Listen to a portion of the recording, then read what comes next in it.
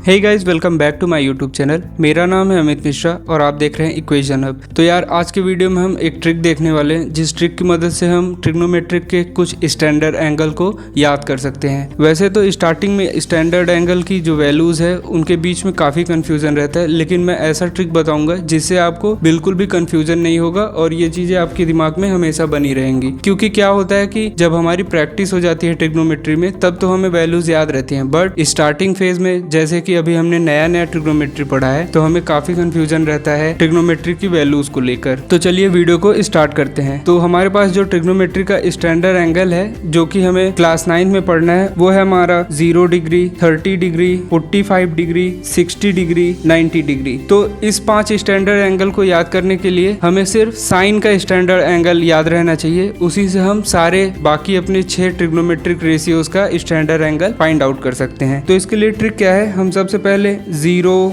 1, 2, 3, 4 ऐसे लिख लेंगे।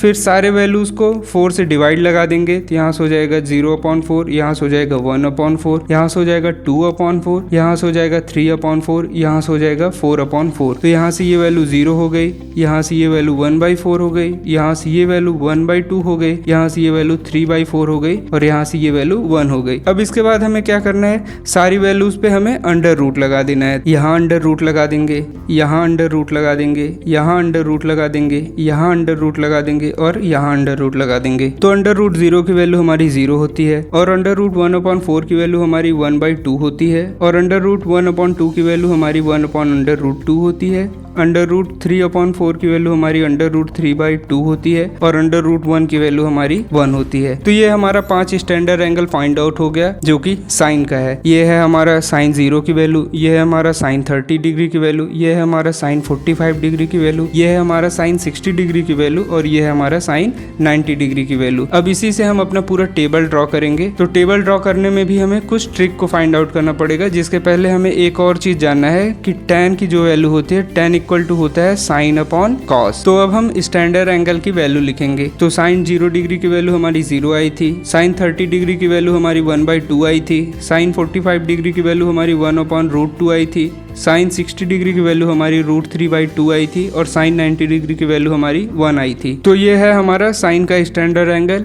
अब हम कॉस का स्टैंडर्ड एंगल लिखेंगे। तो कॉस का जो स्टैंडर्ड एंगल होता है वो साइन का रिवर्स ऑर्डर होता है। जैसे कि यहाँ पे 0 डिग्री की वैल्यू 1 हो जाएगी, 30 डिग्री की वैल्यू √3/2 हो जाएगी, 45 डिग्री की वैल्यू 1/√2 हो जाएगी और 60 डिग्री की वैल्यू हमारी 1/2 हो जाएगी और हमारी 90 डिग्री की वैल्यू 0 हो जाएगी। मतलब कॉस में हम साइन का ये ऑर्डर लिख देते हैं तो वही हमारा कॉस का स्टैंडर्ड एंगल हो जाता है। अब tan के लिए हमें क्या करना है, tan के लिए हमें साइन अपॉन कॉस करना है। तो साइन अपॉन कॉस की वैल्यू हमारे पास है ही, तो यहाँ से हमारा tan 0 की वैल्यू हो जाएगी 0/1, ये होगा 0। तो यहाँ से tan 0 की वैल्यू 0 हो गई। tan 30 की वैल्यू हो जाएगी हमारी 1/2/√3/2। तो यहाँ से 2 कैंसिल हो जाएगा, यहाँ से tan की वैल्यू हमारी 1/√3 हो गई।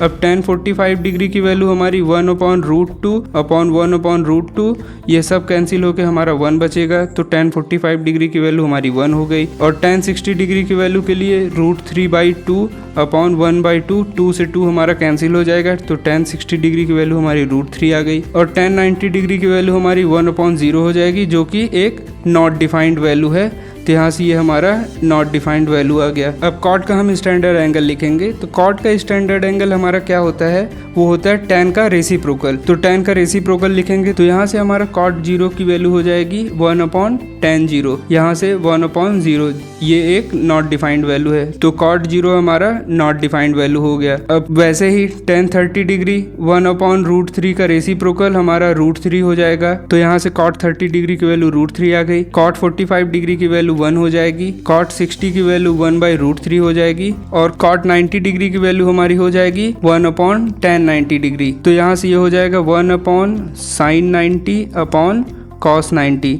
तो यहाँ से cos 90 हमारा ऊपर जाएगा, तो यहाँ से हो जाएगा cos 90/sin 90। cos 90 की वैल्यू 0 होती है, sin 90 की वैल्यू 1 होती है। तो यहाँ से हमारा cot 90 डिग्री की वैल्यू 0 आ जाएगी। अब sec हमारा जो होता है वो cos का रेसिप्रोकल होता है। तो यहाँ से sec 0 की वैल्यू हमारी 1 हो जाएगी, sec 30 की वैल्यू हमारी 2/√3 हो जाएगी, sec 45 डिग्री की वैल्यू हमारी √2 हो जाएगी, सेक 60 की वैल्यू हमारी 2 हो जाएगी और सेक 90 की वैल्यू हमारी नॉट डिफाइंड हो जाएगी, क्योंकि सेक 90 इक्वल टू 1/cos 90। तो cos 90 की जगह पे हमारा 0 आ जाएगा, तो ये एक नॉट डिफाइंड वैल्यू है। Same to same cosec theta हमारा साइन का रेसिप्रोकल है, तो यहाँ से ये हो जाएगा 1/0 जो कि एक नॉट डिफाइंड वैल्यू है। फिर cosec 30 की वैल्यू हमारी 2 हो जाएगी। cosec 45 डिग्री की वैल्यू हमारी √2 हो जाएगी। cosec 60 डिग्री की वैल्यू हमारी 2/√3 हो जाएगी और cosec 90 डिग्री की वैल्यू हमारी 1 हो जाएगी।